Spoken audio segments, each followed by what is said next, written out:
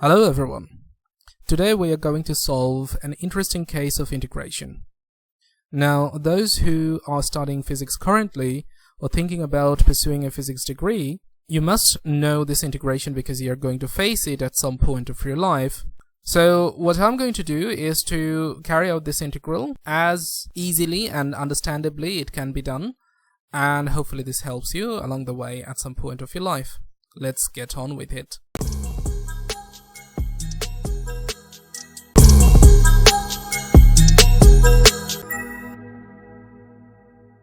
So let us assume that this integral converges to some finite value. It's important that integral must converge, otherwise integral can be carried out. So for example, if we look at the graph of this function in the integral e to the power negative ax squared, just like this graph drawn in the red color, which is precisely the graph of e to the power negative x squared, where a is assumed to be 1, you'll quickly notice that this function rapidly diminishes along the both ends, along both the positive x-axis and the negative x-axis.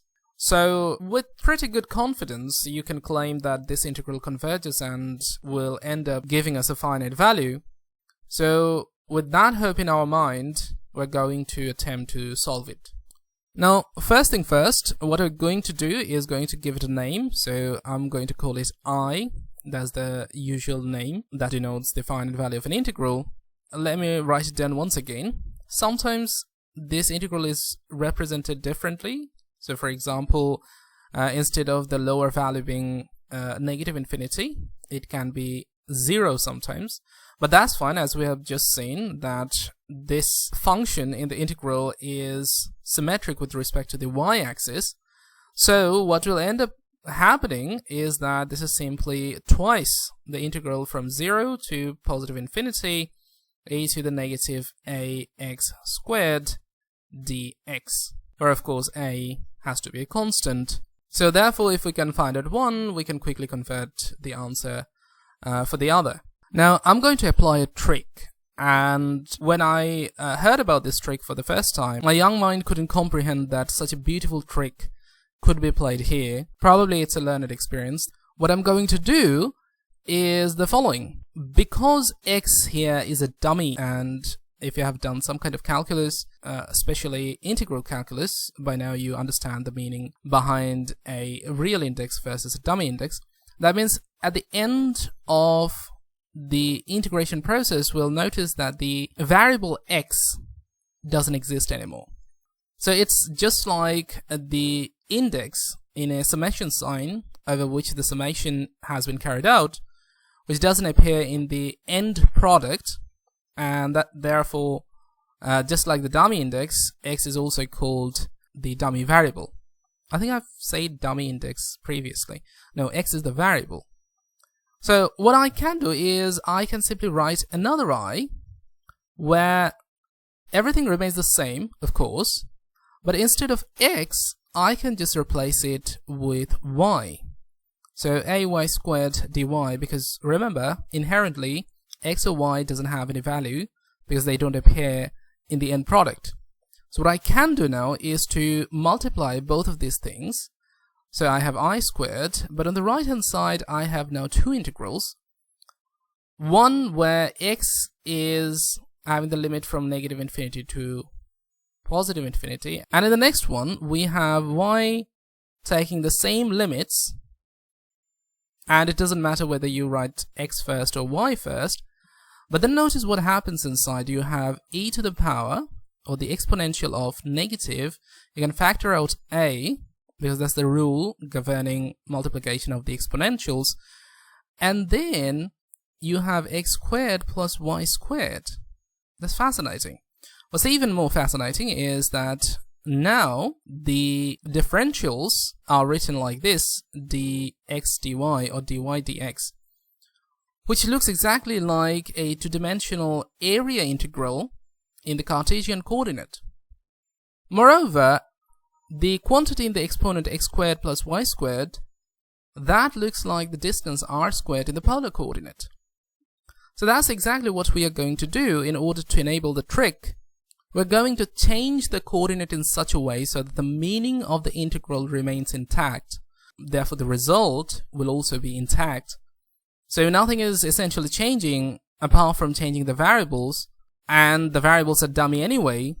So if we can do it properly, then the answer doesn't change. So remember, x squared plus y squared, well, in 2 dimension, I'm not going to use r, rather I'm going to, since we are considering the area to be 2-dimensional, so the radial coordinate is taken to be rho, so this would be rho squared, and of course the area element dx dy, which is typically also written as dA, where A denotes the area, converts into the area element in the polar coordinate.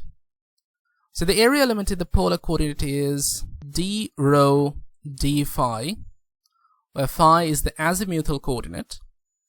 But according to the rule of the coordinate transformation, you cannot just simply write d's of the coordinates in order to convert the area element correctly. What we'll need to have is something called the determinant of a Jacobian. And this Jacobian encapsulates all the information of the coordinate transform. So that's an interesting thing. I think if you're not familiar with Jacobian, you should look it up. But what it essentially means is that J can be written as a matrix, and the matrix looks something like this. You have the derivative of x and y with respect to the new coordinates, in this case rho and phi. So the first element, of course, should look like this. The rest of the elements should look like these. And as you notice, if we take the inverse transformation, so for example, if I want to express x in terms of rho and phi, I'll have to write rho cosine of phi. And similarly, y would then be written as rho sine of phi. I hope you know these conversion relations already. So if we do substitute it in here, notice what we get. In the first position, we get simply cosine of phi. Remember, these differentiations are partial differentiations, not the total differentiation. So you simply differentiate with respect to rho. On the next one, you'll have to differentiate with respect to phi. You get negative rho sine of phi. Similarly, in this position, you get sine of phi because you're differentiating with respect to rho. The next one, of course, rho, then cosine of phi. And for trying to find out the determinant, of course, then you write like this. This simply means determinant of J matrix. And you notice what we have is rho cosine squared phi, and then negative, and we also have a negative sign here, so that makes it positive. And we have rho sine squared phi, so I can simply factor out the rho and I get sine squared phi. Well, that's interesting because cosine squared phi and sine squared phi end up being 1, so I simply have rho. So what an interesting turn of events here. I can simply write this thing to be rho d phi. What we can do now is to successfully convert our integral squared, and that becomes the total area integral. Now you have to be careful here because you'll have to set out the limit. So there is a limit over rho and there is a limit over phi because these are our new coordinates, new dummy variables, so to speak. And then we have e to the power negative a. Then instead of x squared plus y squared, we'll have to write rho squared. Oh, that's interesting. And then we'll have to write rho d phi. And remember, we have to set out the limits in such a way so that the area that x and y covered should end up being the same area rho and phi covered. And for that, the lower limit of phi would be 0 and the upper limit of phi would be twice pi, because it has to encircle everything. And rho, as we know, the coordinate value starts from 0 and ends up at infinity. And this is our new integral. Now what we can do is that we know that rho and phi are orthogonal coordinate and they're independent of each other, so we can just separate the integrals. So we simply write from rho equal to 0 to infinity e to the negative a rho squared rho d rho, and then we have the second integral where we have phi 0 to twice pi and then d phi. I'm guessing the second integral is not a difficult one for you, because if you integrate over d phi you end up getting phi with the limits from 0 to twice pi. So what this integral will end up giving us is twice pi. That's very interesting because now we have twice pi, which is being taken outside. Then we have rho equal to 0 to infinity e to the negative a rho squared rho d rho. That's just one integral of a single variable. Now we can carry out a change of variable. Let us take rho squared times a to be a new variable. What could we call it? Well, let us get a bit fancy, call it zeta. I don't know if you're familiar with this one. Hopefully I'm writing it correctly. Then d zeta can be written as, the differential of zeta of course, can be written as a, which is a constant, so it remains like this. You have 2, and then you have rho d rho. So that's the relationship between the differentials. Then you have to set the limit. So if rho is equal to 0, then of course zeta is also going to be 0. That's fantastic. If rho goes to infinity, then of course zeta should also go to infinity. Well, fantastic. So therefore our integral I squared equal to twice pi.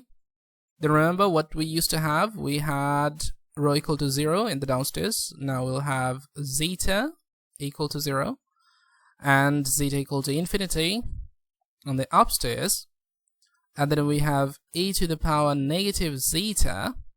Notice on the original integral, instead of rho d rho, we're going to have 1 over twice a times d zeta. So since they're constant, I can simply write it outside of the integral sign. So we have 1 over twice a, and then we have d zeta. Now, of course, this integral can be done easily. So you have pi over a, and then the one within the integral is simply negative e to the power negative zeta, right? And you'll have to plug in the limits where zeta goes from 0 to infinity. Now, we're left with pi over a, and then inside the bracket we have a negative sign, so I can just factor out the negative sign as well. E to the negative zeta, e to the power negative infinity, that gives you 0. So you have a 0. Then you have a minus. And then you have e to the power negative 0, which is just 1. So you have 1. And two negative signs make it positive, so I squared is equal to pi divided by a. And so therefore, you'll have to take a square root to get the original answer. So that would be square root of pi over a. And voila! The answer to our original integral is going to be square root of pi over a. Hopefully this video is helpful for you. I wanted to make it even shorter, but I hope the explanations help you along the way. If you find any mistake, don't hesitate to point it out. We only learn together from our mistakes. Thank you very much for watching. Let me know what you want to see next, and I'll see you soon. Thank you, and bye-bye.